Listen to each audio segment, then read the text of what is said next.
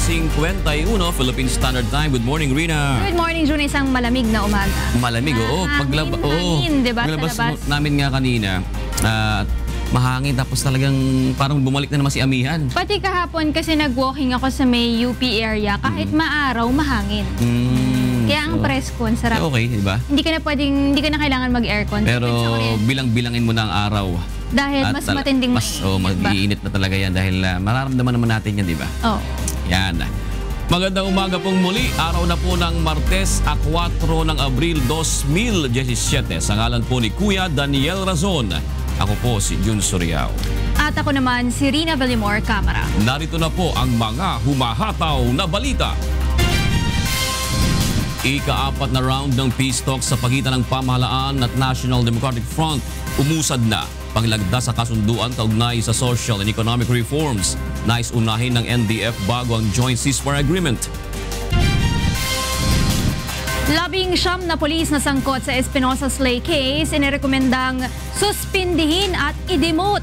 Pagbibigay ng pardon sa mga ito, ipauubaya ni PNP Chief Ronald De La Rosa sa Pangulo. Terrorist leader na si Isnilon Hapilon, posibleng napatay na ng militar ayon kay Pangulong Rodrigo Duterte. 11 patay, mahigit 30 sugatan sa pagsabog sa metro station sa St. Petersburg sa Russia. Ethics complaint laban kay House Speaker Pantaleon Alvarez, pinag-aaralang isampan ng Gabriela Party List. Ilang mambabatas naniniwalang hindi pa matatanggal sa pwesto ang House Leader. Mahigit 100 inmates ng Bacoor City Jail natulungan sa isinagawang medical at dental mission ng UNTV at Members Church of God International. Una po sa ating mga balita, naglabas na ng rekomendasyon ng Philippine National Police Internal Affairs Service sa grupo ni na Superintendent Marvin Marcos na sangkot sa pakasong pagpatay kay Albuera Leyte Mayor Rolando Espinosa Sr. Ito ang hataw na balita ni Grace Casin. Pinirmahan na ni Philippine National Police Chief Director General Ronald De La Rosa ang rekomendasyon ng Internal Affairs Service sa grupo ni Superintendent Marcos. Ayon kay PNP Directorate for Personnel and Records Management Director Police Chief Superintendent Rene Aspera, pinoproseso na ang posibleng dismissal sa mga naturang pulis. Mayroon pa kasing ni-resolve pa yung ating IAS for this case. But the folder we received only demotion and suspension. Naniniwala naman ang PNP Chief na igagalang ni Pangulong Rodrigo Duterte ang rekomendasyon ng PNP IAS sa mga pulis na sangkot sa pagpatay kay Albuera Leyte Mayor Rolando Espinosa Sr. Ito ay sa kabila ng pahayag ng Pangulo kamakailan na posible niyang bigyan ng pardon ng mga pulis na mahaharap sa kaso. Iba naman yung papel namin at saka papel ng Presidente, or ang papel namin is i-prosecute yung mga allegedly wrongdoers. At yung papel naman ng Presidente is to grant pardon to the people that he believed na who are just performing their duty. Mula rito sa Camp Crame, ako si Grace Casin, humahataw sa balita. Nang tapusin ngayong linggo ng Piskalya ng Las Piñas City ang paunang investigasyon sa kaso ng pulis na nahuli sa drug den sa Las Piñas City. Ito ang hataw na balita ni Joyce Balancio. Sumailalim na sa preliminary investigation kahapon sa Las Piñas City Hall of Justice si Police Superintendent Lito Cabamongan, ang pulis na nahuli sa aktong nagsasyabu sa Las Piñas City noong isang linggo. Nagsumiti na siya ng kontrasalaysay sa mga alegasyon laban sa kanya. Ayon sa abogado ni Cabamongan, maghahain sila ng petition for bail kahit pa hindi pa naisasampa ang kaso sa korte. He can apply for bail because that is a matter of fact. Otherwise, wala ng taong magpapakandak ng PI. Nais ng pulis na makalabas sa piitan dahil anya sa pangambang papatayin siya, katulad na nangyari kay Albuera Leyte Mayor Rolando Espinosa Sr. Itinanggi naman ito ni PNP Chief Director General Ronald De La Rosa. Who is he para magka-interest na wala naman siguro? Huwag siyang mag-alala. Hindi kami magka-interest sa kanya. Ang sa amin is tanggalin siya sa serbisyo. Yun lang ang meditation para matapos na yung... Ayon naman kay Assistant Prosecutor Paul Michael Mejia na humahawak sa kaso ni Cabamongan, hindi rin ito agad-agad napapayagan na makapagpiyansa. I-apply nila yan sa executive judge, tapos magkakaroon sila ng hearing kasi syempre may process din yun. Magpe-present sila ng evidence nila.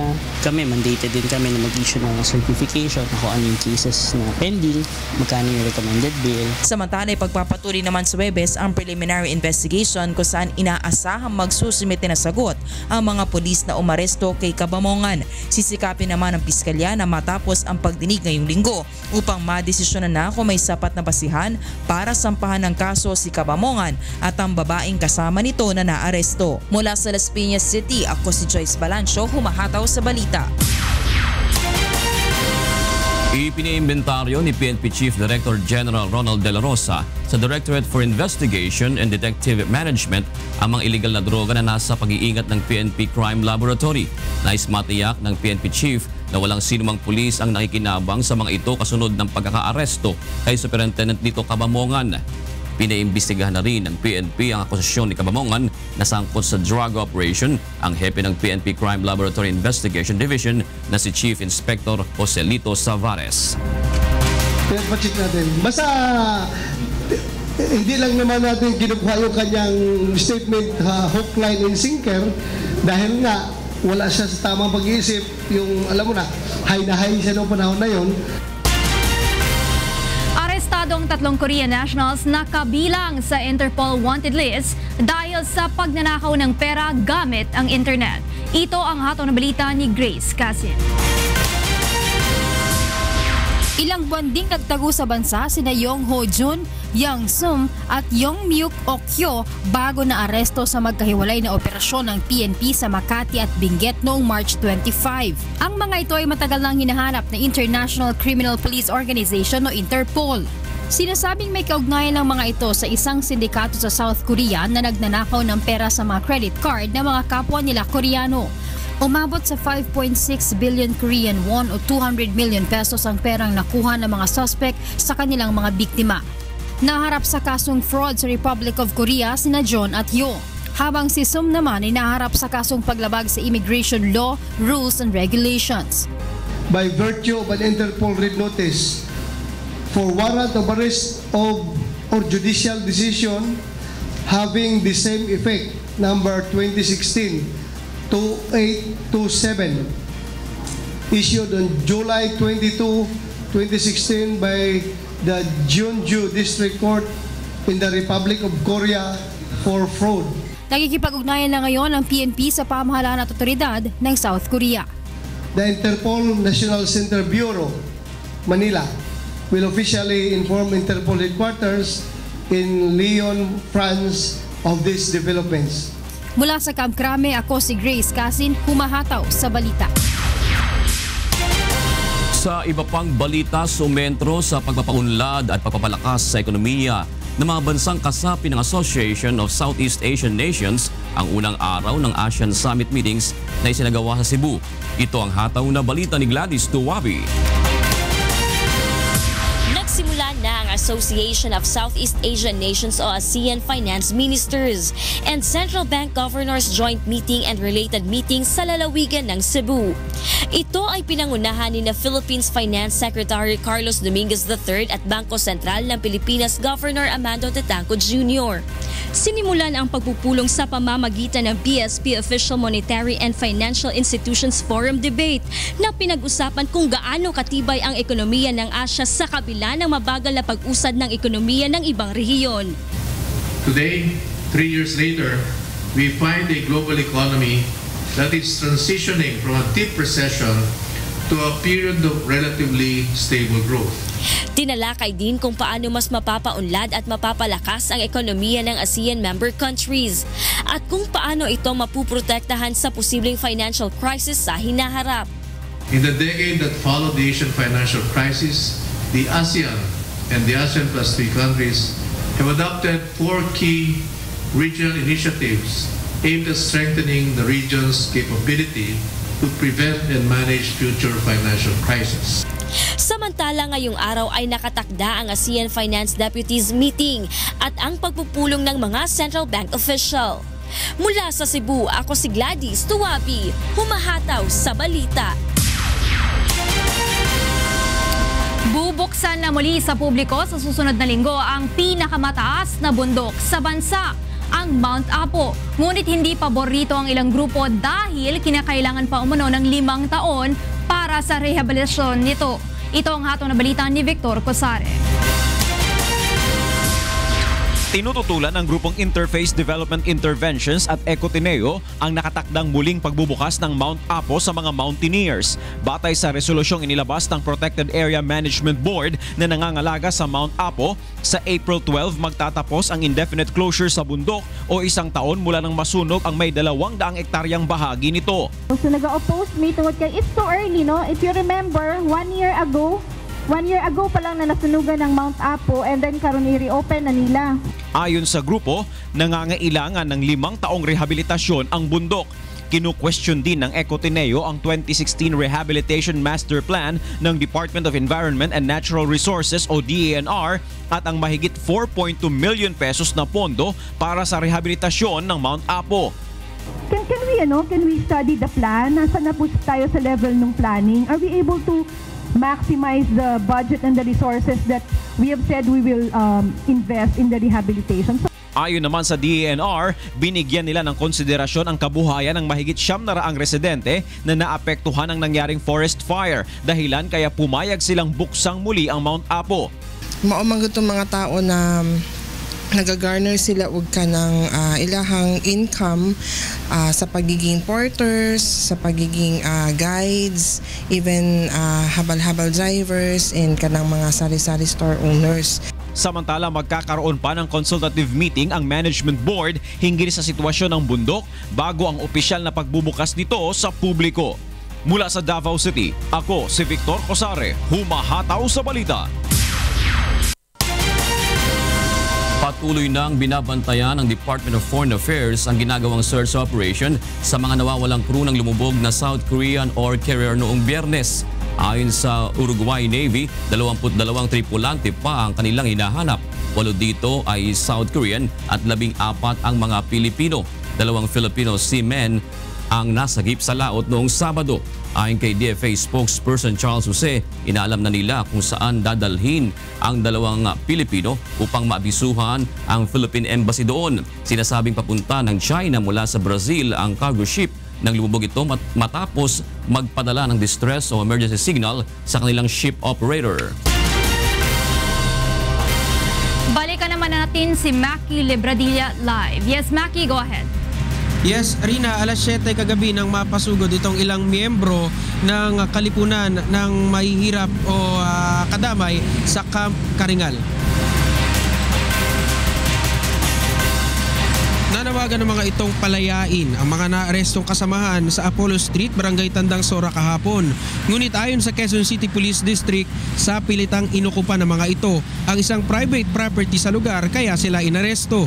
Dati na umanong nakatira mga ito sa lugar subalit napaalis matapos ang demolisyon noong nakaraang taon. Pero giit ng mga ito, bumalik sila sa Apollo Street dahil illegal ang demolisyong ginawa sa kanila at walang ibinigay na relocation site.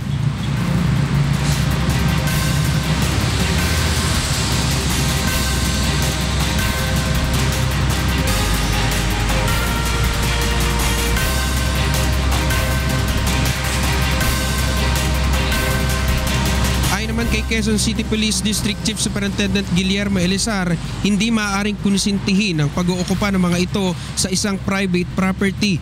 Nakikisimpatya din anya siya sa mga maralitang miyembro ng kadamay, subalit kinakailangang manaig ng batas. Sa ngayon naman ay nabakuran ng muli ang private property sa Apollo Street upang wag nang pasukin ng illegal settlers. Mula dito sa Quezon City, ako si Mackie Libradilla, humahataw sa balita. Maraming salamat sa iyo, Mackie Libradilla, mula sa Quezon City. Alamin naman natin ang mga balita sa labas ng bansa mula kay Monica Veralio. At oras na po para sa huntahan sa Radio La Verdad, 13:50, totoong balita, tunay na kalinga para sa kapwa with Tony G, Beth at Jocas. Good morning. Hi. Good morning, June at June and Tita Rina. Good morning. Well, Welcome back. Of Uy, course. taga Melbourne Galing ka pa ka? sa Melbourne, Australia. Hello. Melbourne. Galing siyang Russia. Sa UNTV studio lang yan. Mga magkamali. Meron na tayong ano. Galing daw Russia. Galing Russia. with love. May mga pasabog Sinilip niya Sa St. Petersburg. Congratulate nyo naman siyempre si Tito Joe sapagkat gumraduate ang kanyang butihing anak. Nagmarcha din ako. Nakapagpag-graduate ka na.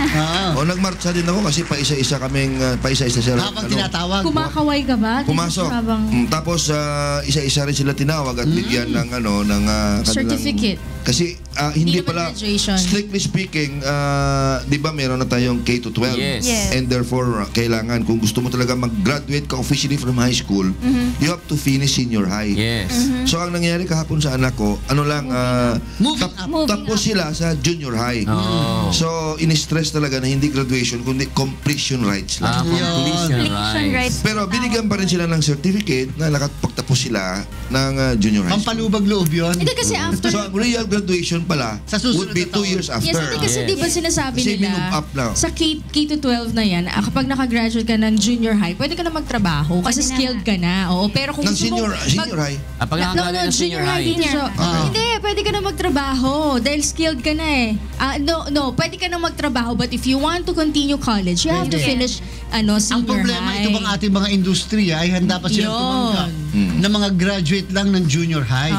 Di ba? Ibig ko sabihin, hindi sa minamaliit natin yung curriculum na meron ng DepEd, pero yung bang psyche ng ating mga employer, handa pa silang tatanggapin na yung katulad ng graduate lang. Yung graduate trabaho, ang gusto nila may mga master's degree na. Yun nga yung graduate ka ng college. Yung graduate ka ng college, nahihirapan humanap ng trabaho, di ba? What more? Iba na yun. Alam mo, may nakita akong George documentary the other day about yung edukasyon sa Korea. Grabe pala doon. Ang mga estudyante doon, high school pa lang, Tita Bet, they study for an average of 15 to 16 hours a day. Wow. Kaya nga sila pumunta sa Pilipinas. Dito pumunta sila para mag-aral ng English. At sa kanila pala, ang taas pala ng suicide rate. Kasi, ang pinaka-prestiyosong high school sa kanila doon, or college yata, para makapasa ka, yun yung tawag nun, Seoul National University. Seoul National University. Ngayon, ang pumapasa dyan, Tita Bet, mga 1 to 2% lang. So, kunyari, kung 3,000 ang kumukuha ng exam, mga 36 lang or 37 lang pumapasa. So, ang nangyayari daw, pressured na mga estudyante na para sa akin, hindi naman maganda. Kasi puro na lang work and walang halos play. So, makikita mo yung mga estudyante talagang haras na haras sila. Pero yun hindi na naranasang maging bata. Yes. Kaya nga sa Pilipinas na sila pumupunta.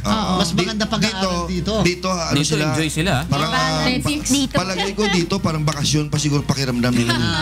Sipin mo, nag-aaral ka dito, but 15 to 16 hours a day. Grabe. So, ang tulog mo niyan, mga 4 na oras lang kasi maliligo ka, magkukommute ka, di ba? And all other things. Kaya nga talagang napakatindi ang... Sinabi na nga ng ating Pangulo sa mga butsukoy kahapon. Mga Boy Scouts. Ay, mga butsukoy. I need a soldier. Yes, mga soldiers. Sila yung mga little soldiers. But later on, of course, malay mo, di ba? Baka from the Boy Scouts who were there, baka may mag-chief of staff doon. Yes. Maraming salamat sa inyong dalawa. Narito ang mga dapat abangan sa ikalawang paghataw ng mga balita. Ethics complaint laban kay House Speaker Pantaleon Alvarez, pinag-aaralang isampa ng Gabriela Party List, ilang mambabatas naniniwalang hindi pa matatanggal sa pwesto ang House Leader. Ipinatutupad na Juvenile Justice and Welfare Act, tinukoy ni Pangulong Rodrigo Duterte na isa sa mga dahilan ng patuloy na paglala ng krimen at iligal na droga sa bansa. 826 million pesos na pondo inilaan para sa pagpapalawig ng drug rehabilitation program ng Department of Health. At roadworthiness ng ilang pampasaherong bus ininspeksyonan ng LTFRB. Operator ng expressways naghahanda na para sa inaasahang pagdagsa ng mga motorista ngayong long holiday. Complaint laban kay House Speaker Pantaleon Alvarez, pinag-aaralang isampa ng Gabriela Party List, ilang mambabatas naniniwalang hindi pa matatanggal sa pwesto ang House Leader. Ipinatutupad na Juvenile Justice and Welfare Act, tinukoy ni Pangulong Rodrigo Duterte na isa sa mga dahilan ng patuloy na paglala ng krimen at iligal na droga sa bansa. 826 million pesos na pondo inilaan para sa pagpapalawig ng drug rehabilitation program ng Department of Health.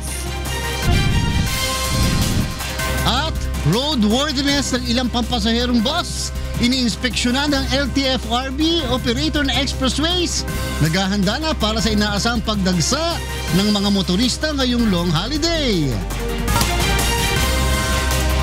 Sa detalye po ng mga balita, pinag-aaralan pa ng Gabriela Party List ang pagsasampa ng ethics complaint laban kay House Speaker Pantaleon Alvarez. Nananatili naman ang suporta ng ilang mambabatas sa liderato ni Alvarez sa kabila ng kinakaharap nitong personal na issue. Ito ang hataw na balita ni Nel Maribuhok.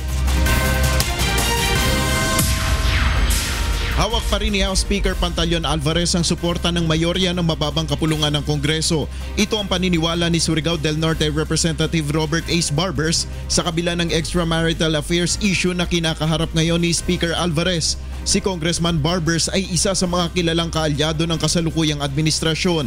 Napakababaw na dahilan na maging questionable yung leadership niya kung ang pinag-uusapan ay yung personal na mga bagay. Bukod dito, malaki pa rin anya ang tiwala ni Pangulong Duterte sa House Speaker sa gitna ng usapin. Nagbabala naman si Kabayan Party List Representative Harry Roque sa hudikatura na dumistansya sa usapin ng disbarment laban kay Alvarez. If the court will not exercise judicial restraint on this matter, as Speaker, he controls the supermajority in the House, there is a possibility na mag-impeachment naman ang House. No? Samantala, wala pang posisyon ang grupong Gabriela kung magsasampa ng ethics complaint laban kay Speaker Alvarez. Pinag-aaralan po ng Gabriela ang posisyon kaugnay dyan. Una na ring sinabi ni Speaker Alvarez na sa gitna ng mga isyong binabato sa kanya, hindi siya nababahala sa anumang banta ng pagtatanggal sa kanya bilang pinuno ng Kamara. Mula sa House of Representatives, ako si Nel Maribuhok, humahataw sa balita. Naaresto ng pinagsanib na puwersa ng National Bureau of Investigation at Philippine Drug Enforcement Agency ang dalawang hinihinalang miyembro ng isang drug syndicate sa Maynila. Ito ang hataw na balita ni Leslie Longbowen. Ipinresenta ng National Bureau of Investigation kahapon ang dalawang hinihinalang miyembro ng isang drug syndicate na umano'y nag-ooperate sa Maynila at ilang karating probinsya. Naresto ang mga ito noong Sabado, katuwang ang Philippine Drug Enforcement Agency. Ang mga suspect ay kinilalang sina Edris Bolog Macalabo at Arvin Belleza Zapanta. Nakumpiska sa mga ito ang halos 20 kilo ng hinihinalang shabu na tinatayang nagkakahalaga ng 120 milyong piso. Nakuha rin sa mga suspect ang 25 armas. We have unverified reports that these firearms and drugs will be distributed somewhere else. The firearms are particularly destined to be brought to somewhere in Mindanao area. Nahaharap ang mga suspect sa kasong paglabag sa Comprehensive Dangerous Drugs Act of 2012 at Comprehensive Firearms and Ammunition Regulation Act. Kasalukuyan pang iniimbestigahan ang pagkakakilanlan ng mastermind ng sindikato na si alias Kim o mas kilala sa tawag na Boy Muslim, maging ang distributor at ang tagapagbenta nito sa probinsya. Samantala, magpapatuloy naman sa pakikilahok sa laban kontra droga ang National Bureau of Investigation. As a matter of fact, we are now on the process of creating our anti-illegal drug task force. Probably in the coming days, ma-approval na ito at tuloy-tuloy na anti-drug operation ng NBI. Mula sa Maynila, ako si Leslie Longbowen, humahataw sa balita. Isinisi naman ni Pangulong Rodrigo Duterte sa ipinatutupad na Age of Criminal Responsibility sa ilalim ng Juvenile Justice Law ang paglala ng kriminalidad at iligal na droga sa bansa. Muli ring iginiit ng Pangulo ang panukalan nitong gawing mandatory muli ang Reserve Officers Training Corps o ROTC program sa mga kabataan. Ito ang hataw na balita ni Rosalie Cos. Binatikos ni Pangulong Rodrigo Duterte si Senator Francis Kiko Pangilinan na author ng Juvenile Justice and Welfare Act na nagpapataw ng parusa sa mga nakagawa ng krimen na may edad 15 pataas. Ginawa ng Pangulo ang pahayag ng mailuklok ito bilang pinuno ng Boy Scouts of the Philippines sa Malacanang kahapon. Ayon sa Pangulo, lumala ang kriminalidad at ang suliranin sa iligal na droga sa bansa dahil hindi napaparusahan at napapangaralan ng tama ang mga kabataang lumalabag sa batas sa murang edad.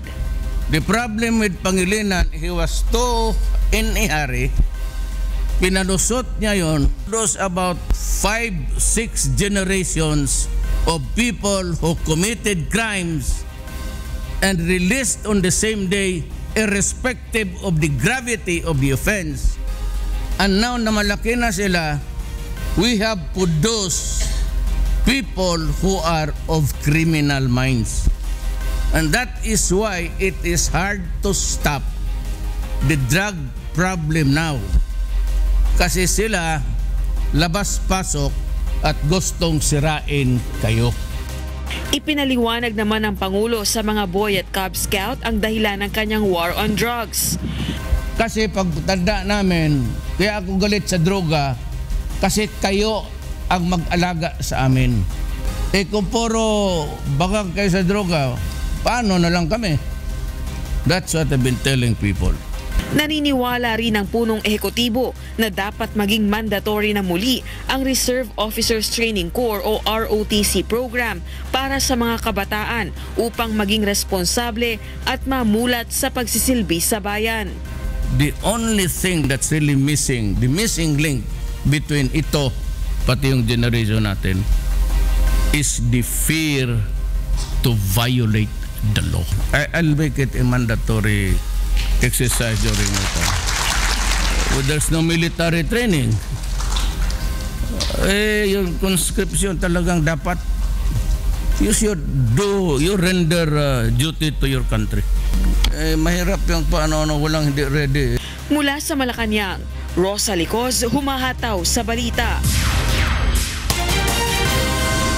Naglaan ng 826 million pesos ang Department of Health o DOH, katuwang ang Japan International Cooperation Agency o JICA para sa pagpapalawig ng drug rehabilitation program ng pamahalaan. Ito ang hataw na balita ni Aiko Miguel. Nilagdaan ng Japan International Cooperation Agency at Department of Health ang isang kasunduan para sa anti-illegal drugs campaign ng pamahalaan. Nagkakahalaga ng 826 na milyong piso ang donasyon ng Japan na gagamitin para sa dagdag na gamit, rehabilitasyon at pagpapagamot ng drug dependence sa bansa. We are indeed very grateful and we hope to continue this close cooperation and collaboration with Philippines and the government of Japan. We stand together with DOH in enhancing rehabilitation and treatment protocols. And with these interventions, we hope that the program can contribute in reducing relapse risk and eventually integrate them back into their communities. Batay sa ulat ng Dangerous Drugs Board, 1.6 million na ang sumuko sa pamahalaan sa 4 na milyong drug users sa bansa. 12,000 sa mga ito ang naipasok na sa 44 na rehab centers sa buong bansa. Pinag-aaralan din ngayon ng DOH ang pagtatatag ng mga pasilidad hindi lang para sa mga drug user, kundi pati sa mga may problema sa pag-iisip. Samantala, naglabas na rin ng isang regulasyon ang Dangerous Drugs Board para sa drug users na may criminal record.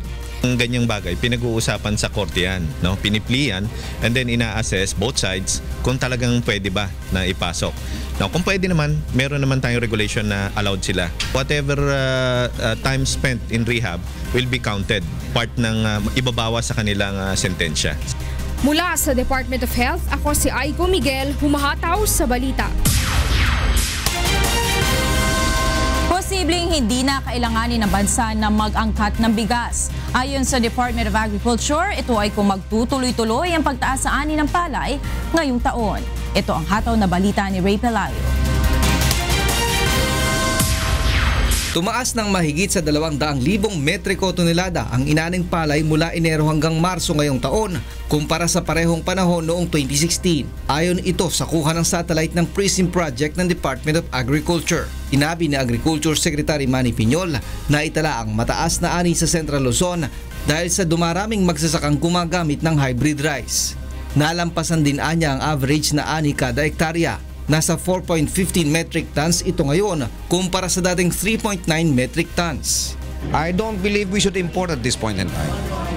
Because if we do that now, it will cause a slump in the prices of palay to the detriment of our farmers.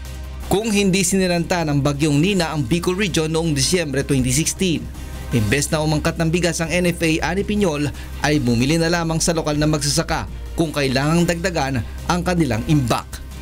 Mula sa Maynila, ako si Ray Pilayo, humahataw sa balita. Bibisitahin naman ng Department of Agriculture ang Benham Rice sa Mayo.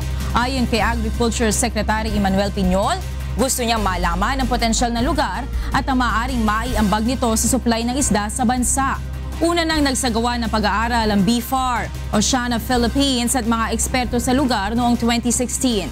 Napag-alaman na ang lugar ay pangitlugan ng iba't ibang uri ng isda gaya ng tuna. Hitik din ito sa mga makukulay na corals. Nais din ng DA na maglagay ng palatandaan sa Benham Rice na ang Pilipinas ang may karapatan sa lugar. Ipakita natin na gusto namin magtayo ng flag ng maglagay ng buoy doon na may flag ng Department of Agriculture and Fisheries.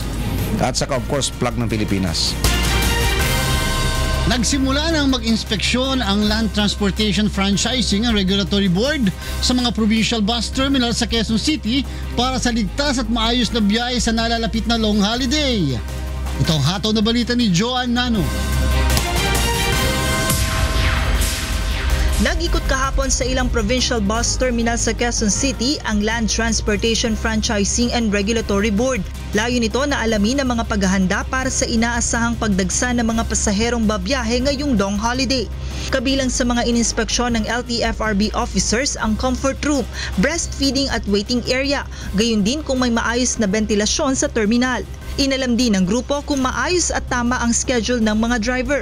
Ayon sa LTFRB, kinakailangan na may kapalitang driver sa pagmamaneho upang maiwasan ang aksidente lalo na sa malalayong biyahe. Magpahinga kayo ng mabuti before kayong magbiyahe. Follow the rules of the road. Hindi ho tayo hindi ito karera, hindi ito paramihan ng kota ng ilang biyahe. Kailangan hong makarating yung ating mga pasahero safely sa kanilang paroroonan. Importante rin na isailalim sa drug testing ang mga driver upang tiyaking nasa tamang kondisyon bago magmaneho. Kaya araw-araw chine-check up yan para walang aberya sa daan. Noong Friday, katatapos lang namin mag-surprise drug test dito. Wala naman sa amin nakuha, puro negative. Samantala, may paalala naman ng LTFRB sa lahat ng mga pasahero na babiyahe ngayong bakasyon. Huwag ho kayong sasakay ng kolorum. Oo, mababa nga yung pasahero, yung pamasahe nila. Pero yung safety ho ninyo, hindi namin na-ensure kami sa LTFRB. Hindi namin na-check yung lugar kung saan kayo sumasakay. Yung physical presence, hindi ho namin na-check. At saka, wala ho kayong insurance. Kung may mangyari along the way, hindi ho kayo covered ng PAMI or SCCI. Sa datos ng LTFRB, nasa higit 1,000 mga bus na ang kanilang nabigyan ng special permit, habang nasa higit 200,000 mga pasahero kada araw naman ang inaasahang babiyahe simula April 9 hanggang 17 ngayong taon. Ako si Joan Nano, humahataw sa balita. Tiniyak naman ng Metro Pacific Tollways Corporation na handa na ang ilang expressway sa bansa para sa inaasahang pagdagsa ng mga motorista sa susunod na linggo. Ito ang hataw na balita ni Mirasol Abogadil. Inilunsad ng Metro Pacific Tollways Corporation ang Safe Trip Mo Sagot Ko Program 2017. Layo nito na masigurong handa ang North Luzon Expressway, SCTEX at Cavite Expressway para sa ligtas at maayos na pagbiyahe ng mga motorista. Sa pagtaya ng MPTC, aabot sa halos 60,000 mga sasakyan ang inaasahang madaragdag na babiyahe sa long holiday. Kaya naman magdaragdag ng halos 800 teller sa mga toll gates sa Northern Luzon, habang 53 collection points naman ang bubuksan sa Bukawe Toll Plaza upang maiwasan ang mahabang pila sa pagbabayad. Magde-deploy din ng 500 patrol crews at 68 patrol vehicles. All the expressways, mayroong mga dedicated patrol vehicles and motorcycle units din para nga masigurado na pag meron mang incident, we are able to respond quickly and clear the ways para yung mga ibang motorista hindi masyadong maabala. Magbibigay rin ng libreng tawag sa telepono, internet access at libreng towing services para sa lahat ng Class 1 na mga sasakyan na maaaring masiraan sa biyahe. Pansamantala namang ipatitigil ng MPTC simula ngayong Biyernes, April 7 ang konstruksyon ng mga kalsada sa ilang bahagi ng NLEX, SCTEX at Cavitex. May mga nakaantabay rin na medical team sa expressways na magbibigay ng agarang lunas sakaling may maaksidente. Samantala, tiniyak ng Toll Regulatory Board sa publiko na hindi tataas ang singil sa toll sa darating na long holiday. Wala tayong bulagaan ngayong Holy Week, no? That is continuously being deliberated at the Secretariat of TRB, no? Ako si Mirasol Abugadil, humahataw sa balita.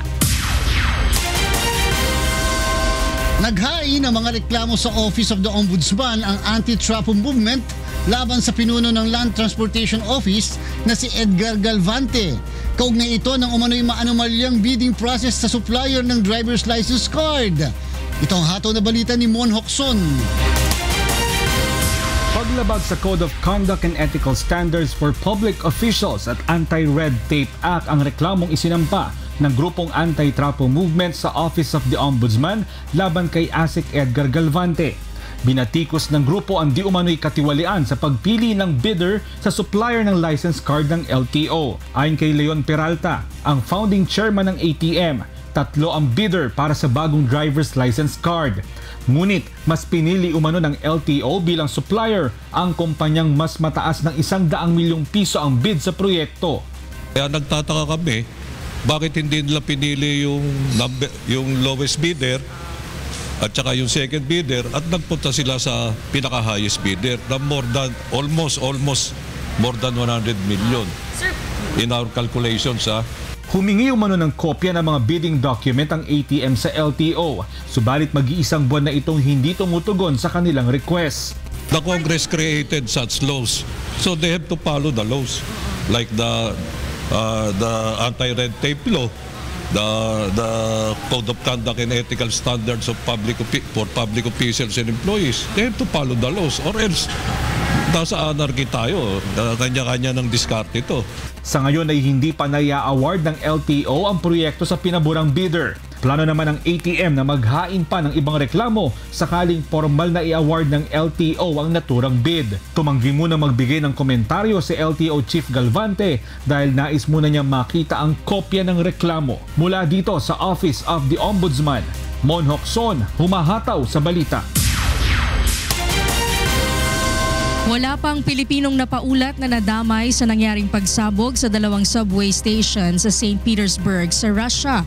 Ayon sa inilabas na pahayag ni Ambassador Carlos Soreta mula sa Embahada ng Pilipinas sa Moscow, nakikipag-ugnayan na sila sa Ministry of Emergency Situations o EMERCOM ng bansa. Inaalam na rin nila ang sitwasyon ng ating mga kababayan sa lugar sa pamamagitan ng Honorary Consulate sa St. Petersburg. Nanawagan naman ang Embahada sa ating mga kababayan sa Russia na mag-ingat at iwasang lumabas ng kanilang tahanan hanggang maaari. Maaaring tumawag sa numero ng kanilang telepono na 7499-241-0563 para sa mga katanungan. Ika-4 na round ng peace talks sa pagitan ng pamahalaan at National Democratic Front umusad na. Paglagda sa kasunduan kaugnay sa social and economic reforms, nais unahin ng NDF bago ang joint ceasefire agreement. Mas mataas na halaga ng bentahan ng tobako, hiniling ng mga magsasaka sa Ilocos at Abra. Lansang nasunog sa Bengo Wharf sa Zamboanga City noong nakaraang linggo, walang permisong magkarga ng flammable liquids. Mahigit 100 inmates ng Bacoor City Jail natulungan sa isinagawang medical and dental mission ng UNTV at Members Church of God International.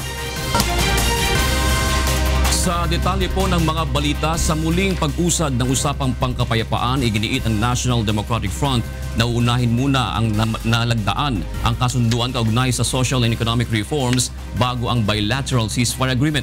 Samantala, sinabi naman ni Pangulong Rodrigo Duterte na nakahanda siyang gamitin ang buong pwersa ng militar laban sa mga rebeldeng komunista kung kinakailangan. Ito ang hataw na balita ni Rosalie Coz. Aminado ang Government at National Democratic Front peace panels na hindi magiging madali sa pagkakataong ito ang magiging talakayan sa usapang pangkapayapaan. Ito ay kasunod ng mga inilatag na kondisyon ni Pangulong Rodrigo Duterte bago pa man magsimula ang ika-4 na round ng formal peace talks. Pangunahin na rito ang pagkakaroon ng pirmadong bilateral ceasefire agreement. Ngunit sa opening statement ni NDF Peace Panel Chairman Fidel Agcawili, iginiit nito na bago ang joint ceasefire, dapat munang lagdaan ang comprehensive agreement on social and economic reforms upang maresolba ang ugat ng kahirapan sa bansa. I share Professor Season's positive views and reiterate the wisdom of securing the approval of the CACER ahead of any single joint ceasefire agreement unless both agreements can be signed simultaneously. It is important to stress that that as the issue of ceasefire should not be pursued as an end in itself. Hinikayat naman ni Government Peace Chief Negotiator Secretary Silvestre Bello ang kabilang panig na agad resolbahin ang matagal ng armed conflict sa bansa. As you will agree with me, the forging of the ceasefire agreement is not about giving in or giving up. It is about giving all for peace. This is the covenant of President Duterte to our people, and we as peace workers ourselves should be one with him. Samantala, inihayag naman kahapon ni Pangulong Rodrigo Duterte ang anyay kawalan ng progreso ng peace talks. We're facing so many fronts. We're facing the NPAs. We're having talks in Netherlands. They have not made any progress because I have some conditions to impose before we go back to we did it. Sinira naman nila yung usapan. Ayon sa Pangulo, nakahanda siyang gamitin ang buong puwersa ng militar laban sa mga rebeldeng komunista sakaling hindi ito tuluyang makipagkasundo para sa pangmatagalang kapayapaan sa bansa. I will utilize the air assets. Before, it was not really a popular choice option. Kasi but this time, pag hindi tayo naka-igi dito, I will not hesitate to use the full power of the state. Mula sa Malacanang, Rosalie Coz, humahataw sa balita. Alamin naman natin ang mga balita sa iba't ibang panig ng bansa sa ating Balitang Promdi. Mula po sa Davao City, ihatid ni Victor Cosare ang mga balita sa Mindanao. Maayong buntag, Victor. Maayong buntag, June. Maayong buntag kang Kuya Daniel. Aniya ang mga balita gikan sa rehiyon sa Mindanao. 55 ka mga pulis sa Davao Region ang gitangtang sa serbisyo sa milabay nga usa ka tuig tungod sa nagkalain-laing hiwi nga mga binuhatan. Aniya ang report ni Jenny Sinhente. Sumala sa datos sa Police Regional Office 11, mikunhod og 25% ang nahitabong krimen sa rehiyon sa Davao sa milabay nga tuig. Pinsa 25,000 ang na-record nga krimen sa PRO 11 atong 2016, mas ubos kung itandi sa halos 34,000 nga crime incidents atong 2015. All index crimes were reduced for a total reduction of 42%. Ito yung pinagmamalaki ko parate. I am already 32 years old in the service as officer. This is my first time to experience a 42% reduction in index crime. Sa laing bahin, 55 ka mga pulis sa Davao Region ang gitangtang sa serbisyo tungod sa nagkalain-laing paglapas ug hiwi nga mga binuhatan. Sumala sa hepe sa Davao Region Police, subay kini sa ginabuhat nga internal cleansing sa PNP. Pag nakita kong meron silang violation, then I give them the necessary punishment. If it calls for a dismissal, I cause for their dismissal regardless of rank. Labot pa sa mga pulis nga gitangtang sa serbisyo ang 67 nga gipahantangan og suspensyon, 191 usab ang nahiagom sa disciplinary action ug 120 ang padayon nga nag-atubang og reklamo. Apan gitagaag duot sa pulisya nga gamay lamang nga porsyento sa kapin 7,600 ka mga pulis sa Davao Region ang adunay mga sayop nga binuhatan. Gikan sa Dakbayan sa Davao, ako si Janice Inhente, humahataw sa balita. Walay permiso nga magkarga og flammable liquids ang nasunog nga lansya sa Bengo Wharf sa Zamboanga City atong milabay nga semana diin 5 ka mga tripulante ang namatay. Ani ang report ni Dante Amento. Ordinary goods e commodities lang el pwede man biyahe el Yakima ML Satellite 1 del semana pasao na Bengo Wharf, Zamboanga City. Asigon con el Bureau of Fire Protection, no hay permiso el lancha para llevar de flammable liquids que este el principio de quema. Takorda 5 el yamuri e 4 ya sali herido mga tripulante por causa na insidente. We also have wrote Attorney Saipudin of Marina requesting for copies of the licenses or permits that they issued, and we found out that the vessel is not authorized to ferry flammable liquids because of the wooden hull of the vessel. Base na investigasyon del Bureau of Fire Protection, ya principia el quema cuando yaman usa con el generator adentro del lancha y crea grande fuego con el carga gasolina. Actualmente, ta continua el buscada del mga ebidensya el mga autoridad para planta apropiado caso, particularmente na dueño del lancha.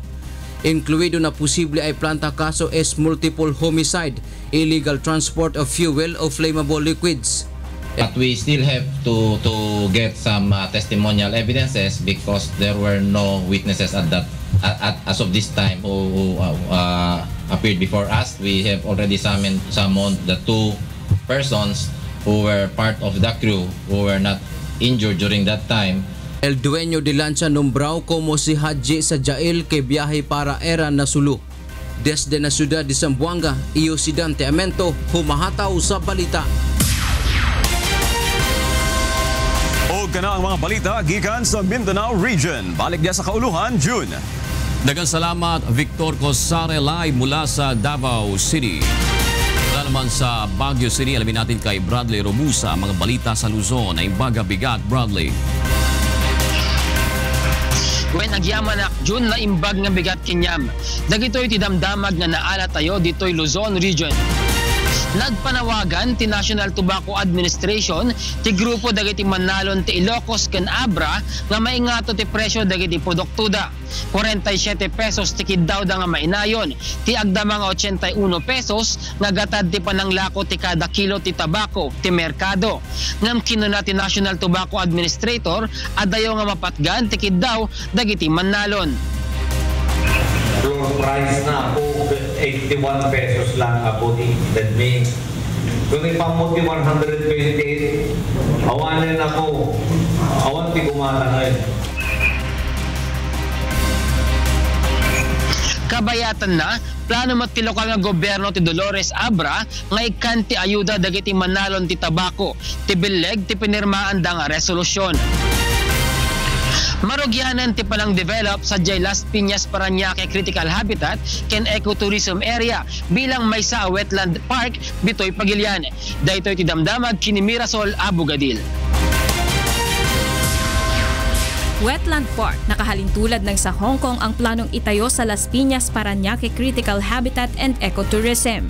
Itatayo rito ang Visitor Center o ang Wetland Wave na magsisilbing drop-off point at gathering area para sa mga bibisita sa parke. Kamakailan, isinagawa na ang groundbreaking ceremony sa lugar sa pangunguna ni Senator Cynthia Villar at ilang kandidata ng Miss Earth. Target na matapos ang isang bahagi ng parke sa Oktubre bago ang UN Convention on the Protection of Migratory Animals sa bansa ngayong taon. So we want to be able to show something dito sa Las Piñas Parañaque Wetland Park kasi yung advance party nila nagpunta and they're very excited because this would be an example na makukonvince din natin yung mga ibang lugar to do something like this. Ang Lapapatseya ay binubuo ng nasa 175 hectares wetland ecosystem na matatagpuan sa may parting timog ng Manila Bay. Matatagpuan dito ang nasa 82 klase ng wild bird species mula sa China, Japan at Siberia. Kabilang na dito ang Philippine ducks, Chinese egret, common green shank at black-winged stilt. Noong taong 2013, kinilala ng Ramsar Convention ang Lapapatseya bilang wetland of international importance. Ito ay dahil sa malaking pakinabang na ginagampanan sa iba't ibang uri ng ibon na nanganganib ng maubos na makikita dito. Ang Lapapatseya ay ang kauna-unahang critical habitat sa buong bansa. Kasama ang Cavite News Team. Ako si Mirasol Abugadil, humahataw sa balita.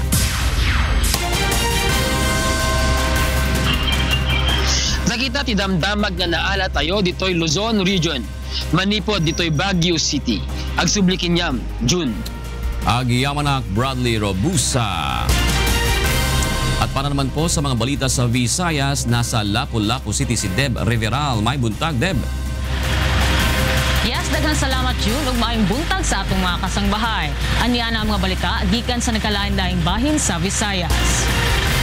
Nagpagawas og mandato ang Cebu Provincial Office sa ilang mga tawo nga bubuhat og maayo kada adlaw. Gitawag ang proyekto nga RACS o Random Acts of Kindness. Pwedeng i-post sa mga pulis ang ilahang maayong buhat sa Facebook account o sa notebook nga gihatag sa CPPO. Tan-awon kini sa CPPO kada semana ug mopili og top 3 performers nga hatagag pasidungog matag Lunes. Misalig sab si CPPO Director Eric Noble nga pinaagi niini matangtang ang bating nga pagtan-aw sa publiko sa mga pulis. Sa laing bahin gisugdan na ang gipatuman sa Bacolod City nga anti-jaywalking ordinance. Kini aron malikayan ang mga disgrasya tungod sa paglabang sa di saktong labanganan. Ani ang report ni Lalaine Moreno. Naglapot na sa 330 ang nadakpan sa Bacolod Traffic Authority Office kag Philippine National Police nga naglapas sa anti-jaywalking ordinance sa unang adlaw sang implementasyon sini sa Bacolod City. Kalabanan sa mga ini ang wala nakahibalo na hanungod sa ordinansa o halin sa iban nga probinsya. Kinanaw ko gulpi Fortune Town. Rikta ko dayan niya gutabok kay tiwan po ya kabalo nga mo ning patakaran nila ya. Masobra 31,000 ang nakolekta nga multa sa mga otoridad. 13 diri ang ginpili na lang nga mag-community service sang 4 ka oras tungod wala sang pambayad. 10 pesos ang multa sa una nga paglapas, 200 pesos sa ikaduha nga paglapas, kag 300 pesos sa ikatatlo nga paglapas. Ang anti-jaywalking ginpatuman sa Bacolod City agud malikawan ang aksidente sa dalan tungod sa hindi pagtabok sa insakto nga talabukan.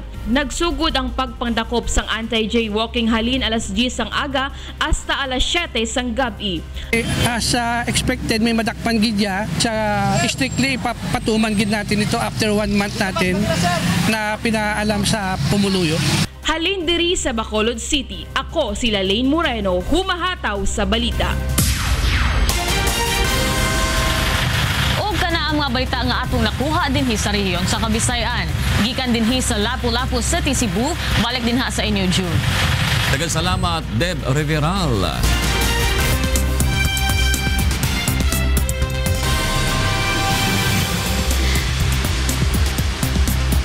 Bangkok hosted this year's Color Run Tropical World Tour, the original paint race that creates a new genre of color dash running events. The marathon was joined by hundreds of foreign local runners. Participants can run, walk, and crawl if they must, as this is not a timed race. 225 cities in more than 35 countries around the world are now hosting the Fun Run event, which aims to promote healthiness, happiness, and individuality. This is not a charity event. We are not working with a charity, but what we wanted is to encourage all walks of life, people from any background, age, to come and join us, to have a fun day out with family and friends, to celebrate happiness, healthiness, and living life to the fullest. So this is what we want to do.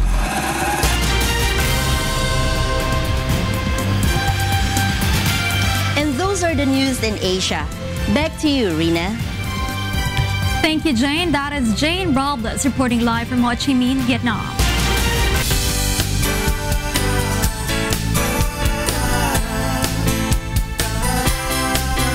Mahigit 100 mga kababayan nating bilanggos sa Bacoor City Jail ang napaglingkuran sa isinagawang libreng medical at dental mission ng UNTV, katuwang ang Members Church of God International.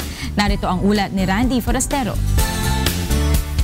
Tuwing tag-init, karaniwan ang iniinda ng mga inmate ang iba't ibang uri ng sakit sa balat, pagkakaroon ng pigsa, asthma at hypertension. Sa Bacoor City Jail sa Cavite, maraming inmate rin ang idinadaing ng sakit ng ngipin.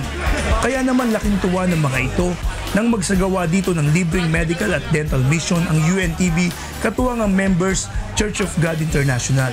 Malaking bagay po ito sa amin kasi marami po sa amin na walang kakayanan bumili ng mga gamot, walang mga dalaw. Kaya malaking pasalamat po namin to. Malaking bagay po to para sa amin. Lubos na nagpapasalamat po kami sa inyong pagpunta dito at maraming tulong na inyong isinagawa sa dakong ito. Lalong-lalo na po sa UNTV, especially po kay Brother Eli na naway patuloy pa rin itong programa na binibigay niya sa katulad po namin na nakakulong po dito sa Bacoor City Jail po. Umabot sa mahigit 100 inmates ang natulungan sa isinagawang medical at dental mission.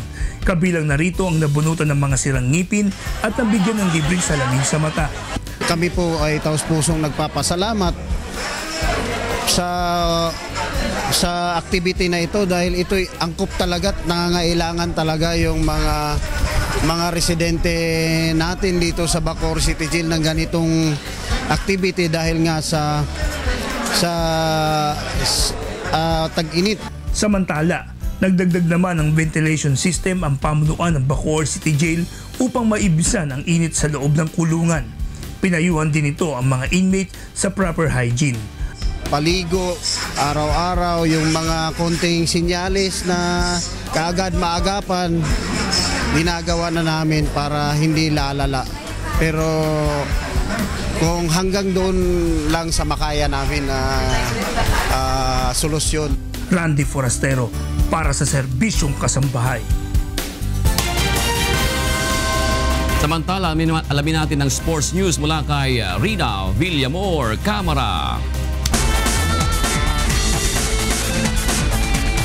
May trivia ba tayo dyan, Rina? Of course, may trivia. Pero tatanungin ko muna ikaw, June. Sino ba ang latest na mga kalaban ni Senator Manny Pacquiao? Sa pagkakaalam mo? Diba si si Horn?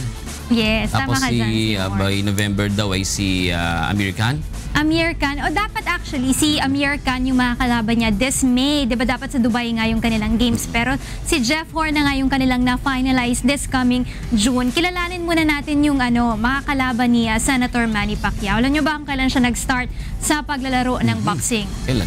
2009 pa lamang siya nag-start. At yung record niya sa boxing ay 16-0, 11 knockout at yung 5 unanimous decision niya na panalo niya. So napakabata pa nito, 29 years old pa lamang itong si Jeff Horn compared kay Senator Manny Pacquiao na 38 years old na. At yung record nga ni Senator Manny Pacquiao sa paglalaro ng boxing ay 67 games na yan, 59 wins at meron siyang 6 losses also. So itong mga kalaban niya ay medyo bata-bata pa. Sige, ibigay mo na yan. Ito, halos 1 taon na ang nakalipas nang may panalo ng pambansang kamones si Senator Manny Pacquiao ang WBO welterweight title kontra Jesse Vargas. Ngayong taon, handa na ulit ang boksingero sa pagsabak sa panibagong laban kontra Jeff Horn. Naging pabago-bago ang venue para sa nakatakdang laban, ngunit sa ngayon, ang Brisbane Suncorp Stadium na ang isinasapinal kung saan inoferan si Pacquiao ng $5 million sa inisyal na alok ng mga organizers. Ayon sa kanyang promoter na si Bob Arum, sa July 2 ang paghaharap ng dalawa at malapit nang maisapinal ang kontrata para sa bakbakan. Pagkatapos ng laban kontra kay Horn, plano naman ni Arum na magkaroon ng World Tour ang senador sa bahagi ng UAE, South Africa, Russia at Great Britain kung saan may mga naghahamon din sa batikang boksingero. At sana nga ay maging successful itong laban nila sa coming June 2 ng laban natin. So sana yung mga Pilipino natin ay sumuporta pa rin kay Senator Manny Pacquiao. Ano? Sino ang taong ipinanganak ng April 4? Sikat siya. Tabuong mundo. April 4 si Brother Eli Soriano. Wow, alam mo Alam ko yung sa katawan, niya is April 4 pero yung sa spirit is April 7 ba? Yes. Tama ako. So ngayon ay 70 years old na si Brother Eli. Walang kahugal-hugal na perfect trivia mo. Galing ha. Hindi mo nakailangan ng Google. Palakpakan si Rina ha. Nakakuha na kagad yung trivia natin. Google yan. Tapos sa April 7 naman ang kanyang 53rd That's right. sa service. Oh wow. Happy birthday, Brother Eli. Yes, para sa April yan. 3 days apart lang. At at the same time, yun ang aming International Thanksgiving. Yeah. Happy Thanksgiving at happy birthday kay Brother Eli. 8 and 9. Yan. May happy birthday pala kay Brother Eli. 70 years old na, no? 70, pero malakas pa rin, di ba? He doesn't look like 70. Sa pangangaral ng salita na Diyos. Siya po si Brother Eli Soriano at siyempre, happy 53rd anniversary. May sinasabi yung cameraman natin. Ano yan? At 70 years old daw, magaling pa magluto. Ayo, siyempre, the best. Pag natikman mo yung tinola, sana matikman namin yan dito. Kalderetan, napakasarap. Oh, talaga? Gutom. Salud. Sana matikman natin one of this is Norina. Sana makapunta tayo, di ba? Naabangan ko rin yan. Next year, Lobin. Ganito talaga ang buhay. Panahon. Tingnan natin. Kanyang pagkakataon. Na makapunta ng Brazil. Gusto ko yan. Thanksgiving sa inyo dyan. Sa lahat na naghahandang bumiyahe dyan. Sana ingatan kayo ng Panginoon. Diba? Rina, maraming salamat sa iyong pagsagot sa aming trivia na walang kahirap-hirap sagutin. Na-perfect ko rin. Thank you, Rina Villamor Camara. Para sa iba pang humahataw na balita, bumisita sa aming website ang untvweb.com. At yan po ang mga hataw na balita ngayong araw po ng Martes, April 4, 2017 sa ngalan po ni Kuya Daniel Razon. Ako po si Jun Suriao. At ako naman po si Monica Veralio. Susunod na po ang programang Bawal ang Pikon, Get It Straight with Daniel Razon.